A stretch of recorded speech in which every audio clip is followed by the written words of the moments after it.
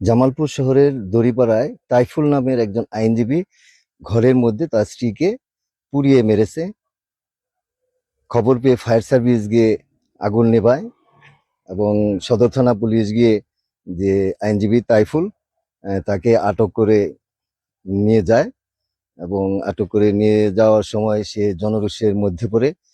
তারপরেও পুলিশ অনেক কষ্ট করে তাকে পুলিশের যে ভ্যান গাড়ি আছে সেটিতে করে নিয়ে যায়। আপনারা সেই দৃশ্য দেখতে পাচ্ছেন যে এই যে আইনজীবী তাইফুল তাকে আটক করে সদর থানা পুলিশ তাদের গাড়িতে করে ওঠানোর চেষ্টা করছে আর কি। এখানে স্বভাবত কারণে এমন ঘটনা ঘটলে একটু জনরোষের সৃষ্টি হয়। সবকিছু উতরিয়ে পুলিশ তাকে জনরোষ থেকে রক্ষা করে পুলিশের ভ্যান গাড়িতে করে এই যে নিয়ে যাচ্ছে, আপনারা সেই দৃশ্য দেখতে পাচ্ছেন। এখানে একটু বলি যে যে বাসাটির কথা বললাম দড়িপাড়া, যে মসজিদ আছে মসজিদের কাছাকাছি আর কি। তাইফুল একজন আইনজীবী, তার স্ত্রীর নাম হলো তনু, 2 সন্তানের জননী। তারা এই যে আজকে যে রাত 6 মার্চ, যে গভীর রাত 1টায় বাসায় তারা স্থানীয় লোকজনরা যা বললো আর কি, ঝগড়ার আওয়াজ পাওয়া যায়।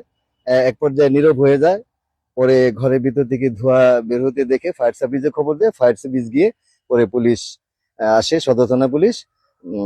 তারা ফায়ার সার্ভিস আগুন নেভায় এবং সদর থানা পুলিশ যে আইনজীবী তাইফুল তাকে আটক করতে সক্ষম হয়। তাইফুল কিন্তু ঘরের ভিতরেই ছিলেন, ঘরের ভিতর থেকে দরজা বন্ধ করে ভিতরে ছিলেন।